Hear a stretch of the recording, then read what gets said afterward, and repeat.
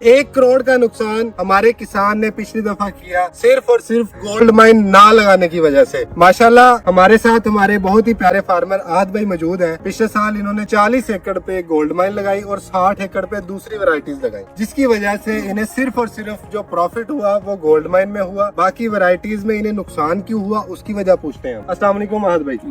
आहद भाई ਇਹ ਦੱਸੋ ਕਿ ਤੁਸੀਂ 40 ਏਕੜਾਂ ਤੇ ਪਿਛਲੀ ਵਾਰੀ 골ਡ ਮਾਈਨ ਲਾਈ ਤੇ 60 ਏਕੜਾਂ ਤੇ ਤੁਸੀਂ ਦੂਸਰੀ ਵੈਰਾਈਟੀਆਂ ਲਾਈਆਂ। 골ਡ ਮਾਈਨ ਵੈਰਾਈਟੀ ਠੀਕ ਹੈ ਕਿਉਂਕਿ ਅਸੀਂ 90 ਦਿਨ ਤਿਆਰ ਹੈ, ਦੁਨੀਆ ਗਾਜਰ ਹੁੰਦੀ 120 ਦਿਨ ਤਿਆਰ। ਠੀਕ ਹੈ ਤੇ ਇਸ ਵਜ੍ਹਾ ਤੋਂ ਉਹਨਾਂ ਦਾ ਉਹ ਇਹਦਾ ਰੇਟ ਲੱਗ ਗਿਆ, ਪਹਿਲਾਂ ਰੇਟ ਸਹੀ ਸੀਗਾ, ਮੁੜ ਕੇ ਰੇਟ ਨਹੀਂ ਲੱਗਿਆ ਰੇਟ। ਠੀਕ ਹੈ ਤੇ ਇਸ ਦਫਾ ਮਾਸ਼ਾਅੱਲਾ 100 ਦਾ 100 ਏਕੜ ਆਪਾਂ ਲਾਇਆ 골ਡ ਮਾਈਨ ਦਾ। ਹਾਂਜੀ ਮੰਡੀ ਦੇ ਵਿੱਚ ਕੀ ਰੇਟ ਚੱਲ ਰਿਹਾ ਅੱਜਕੱਲ? ਰੇਟ ਲੱਗਾ ਠੀਕ ਚੱਲ ਰਿਹਾ, 4000 ਚੱਲ ਰਿਹਾ। 4000 ਤੇ ਇਹਦਾ ਰੇਟ ਤੁਹਾਨੂੰ ਇਨਸ਼ਾਅੱਲਾ 4500 ਰੁਪਇਆ ਮਿਲੇਗਾ। ਹਾਂਜੀ ਰੇਟ ਸਹੀ ਮਿਲੇਗਾ ਜੀ। ਅੱਛਾ ਦੂਸਰਾ ਇਹ ਦੱਸੋ ਕਿ ਜਿਹੜੇ ਗਾਜਰ ਲਗਾਉਂਦੇ ਨੇ ਉਹਨਾਂ ਵਾਸਤੇ ਇਹਦੀ ਕੁਝ ਖਸੂਸੀਅਤ ਨੇ ਗਾਜਰ ਦੀਆਂ।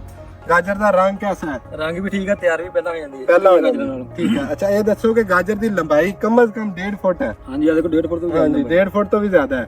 ਤੇ ਇਹ ਵੀ ਇੱਕ ਇਹਦਾ ਕੈਰੈਕਟਰ ਹੈ। ਇੱਕ ਹੋਰ ਇਹਦਾ ਕੈਰੈਕਟਰ ਹੈ ਕਿ ਜੇ ਇਹਨੂੰ ਅਸੀਂ ਜ਼ਮੀਨ ਦੇ ਵਿੱਚ ਰੱਖੀਏ ਰੇਟ ਚੰਗਾ ਨਾ ਹੋਵੇ ਤੇ ਇਹ ਫਟਦੀ ਗਾਜਰ ਨਹੀਂ ਹੈਗੀ। ਇਹ ਫਟੇ ਨਹੀਂ ਵਧੇਗੀ ਗਾਜਰ। ਠੀਕ ਹੈ ਵਧੇਗੀ। ਤੇ ਲਾਣ ਵਾਲਿਆਂ ਨੂੰ ਗਾਜਰ ਕੀ ਕਹੋਗੇ ਤੁਸੀਂ? ਠੀਕ ਹੈ ਗਾਜਰ ਗ੍ਰੀਨ ਗੋਲਡ ਦਾ ਵੀ ਲਾਉਣਾ ਚਾਹੀਦਾ। ਇਸੇ ਵਾਸਤੇ ਕੀ ਕਹੀਦਾ green gold is the dream gold.